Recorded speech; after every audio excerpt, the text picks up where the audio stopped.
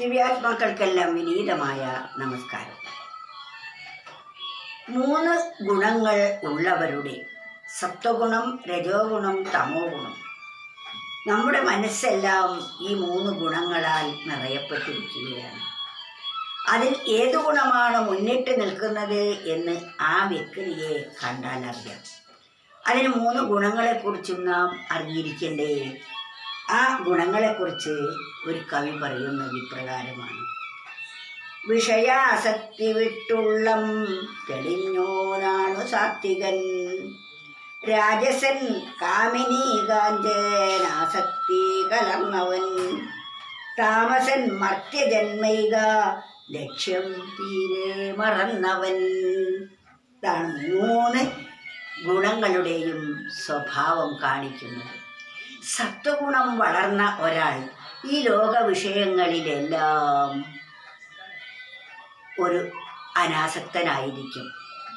അദ്ദേഹം ഒരു ഉദാസീന മനോഭാവത്തോടു കൂടിയായിരിക്കും വിഷയങ്ങളെ എല്ലാം കാണുന്നത്. കാരണം ഒന്നിനോടും അത്യാർത്തി ഉണ്ടാവുകയില്ല. വയറ് നിറഞ്ഞ ഒരാൾക്ക് ഭക്ഷണത്തിനോട് ആർത്തി ഇല്ലാത്തതുപോലെ ലോക വിഷയങ്ങളോട് ആർത്തി ഇല്ലാതെ ഇരിക്കുന്നത് സത്വഗുണം വളരുമ്പോഴാണ്. അവരുടെ മനസ്സ് പരമശാന്തമായിരിക്കും. ഒരാളോടും അവർ തെറ്റുകയോ അല്ലെങ്കിൽ കലഹിക്കുകയോ അതുപോലെ മറ്റൊരാളെ ശത്രുവായി കാണുകയോ കയർക്കുകയോ അവർ ചെയ്യുകയില്ല. എല്ലാവരോടും സൗമ്യമായി സ്നേഹത്തോടു കൂടി പെരുമാറാൻ സാധിക്കുന്നത് സത്വഗുണം വളരുമ്പോഴാണ്.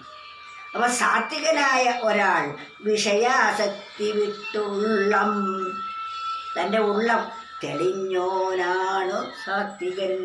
ഉള്ളം തെളിഞ്ഞ ഒരാളാണ് സത്വഗുണമുള്ളവർ. അവരുടെ മനസ്സിൽ യാതൊരു കാലുഷ്യവും ഉണ്ടാവുകയില്ല.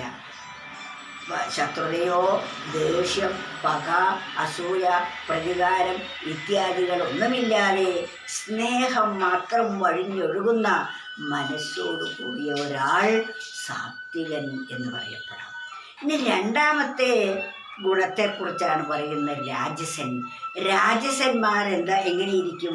രാജസൻ കാമിനി കാഞ്ചനാസക്തി കലർന്നവൻ. രാജസനാകട്ടെ കാമിനി കാഞ്ചന ആസക്തി വളർന്നു.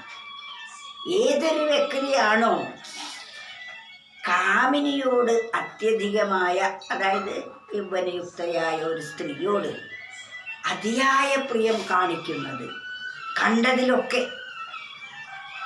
നിയമപ്രകാരം വിവാഹം ചെയ്ത് തൻ്റെ ഭാര്യയെ സ്നേഹിക്കണം, അത് സത്വഗുണമാണ്. ഭാര്യയോട് ഈ കാമന അതിവിട്ട് പെരുമാറുന്നത് ദൗർബല്യമാണ്. അതുപോലെ കാമിനിയെ ആകർഷിക്കണമെങ്കിൽ കാഞ്ചനം കൂടിയേ കഴിയൂ, സമ്പത്ത്. അപ്പോൾ അവരുടെ മനസ്സിൽ 2 കാര്യങ്ങളേ ഉള്ളൂ. ഒന്ന് സ്ത്രീയും, 2ാമത്തേത് ആ സ്ത്രീയെ പ്രീതിപ്പെടുത്താൻ സമ്പത്ത് നേടുക എന്നത്. അതിനാണ് കാമിനി കാഞ്ചനം എന്ന് പറയുന്നത്. രാജസനായ ഒരാൾ കാമിനി കാഞ്ചനാസക്തർ, കാമിനിയിലും കാഞ്ചനത്തിലും ആസക്തരായിരിക്കും രാജസർ. സാത്വികരോ വിഷയാസക്തി വെടിഞ്ഞുള്ളം തെളിഞ്ഞോനാണ് സാത്വികൻ.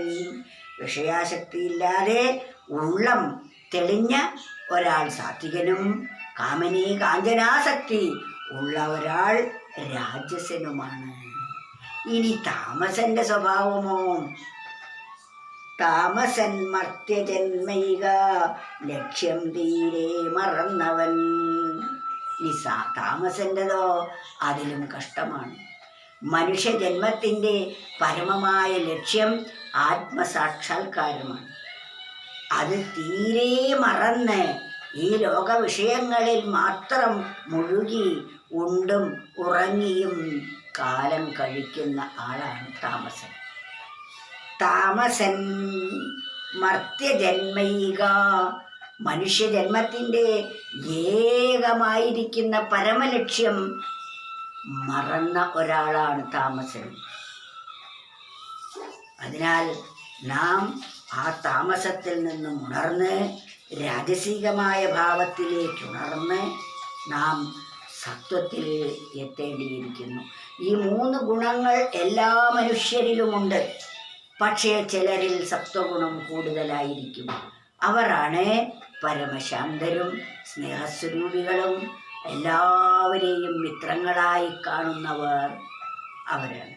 രണ്ടാമത്തെ കൂട്ടരോ തന്നിഷ്ട കാര്യത്തിന് വേണ്ടി ചിലരെ സ്നേഹിക്കുകയും മറ്റുള്ളവരോട് കലഹിക്കുകയും വഴക്ക് കൂടുകയും ചെയ്യുന്ന പ്രകൃതക്കാരാണ് രാജസർ. കാമിനി, കാഞ്ചനാസക്തർ എന്ന് 2 പദത്തിൽ അതിനെ ചുരുക്കി പറഞ്ഞിരിക്കുകയാണ്. താമസർ ജന്മത്തിൻ്റെ ഏക ലക്ഷ്യമായിരിക്കുന്ന ആത്മസാക്ഷാത്കാരം പാടെ മറന്നവരാണ്. അവർ എന്നും അശാന്തരായിരിക്കും. അവർ നിദ്രയിലാണ്ട് കഴിയുന്ന കൂട്ടരാണ്.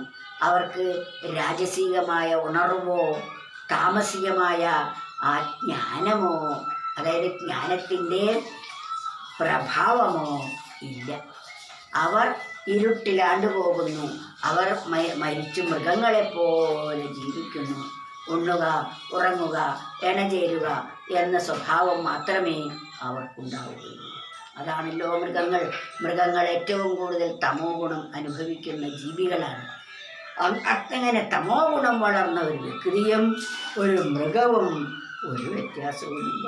അതിനാൽ അതിൽ നിന്നെല്ലാം നമ്മൾ ഇത്തരത്തിലുള്ള സുഭാഷിത രത്നങ്ങൾ കേട്ട് നമ്മുടെ ജീവിതത്തെ സാർത്ഥകമാക്കി തീർക്കേണ്ടത് നമ്മുടെ ഓരോരുത്തരുടെയും കർത്തവ്യമാണ്. വിഷയാസക്തി വിട്ടുള്ളം തെളിഞ്ഞോനാണ് സാത്വികൻ.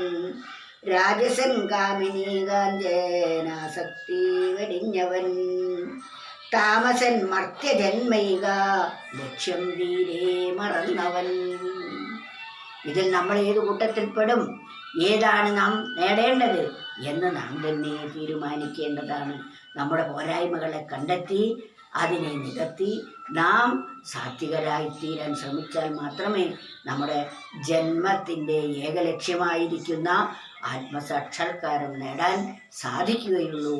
അതാണ് മാനവജന്മത്തിൻ്റെ പരമമായ ഉദ്ദേശവും ലക്ഷ്യവും.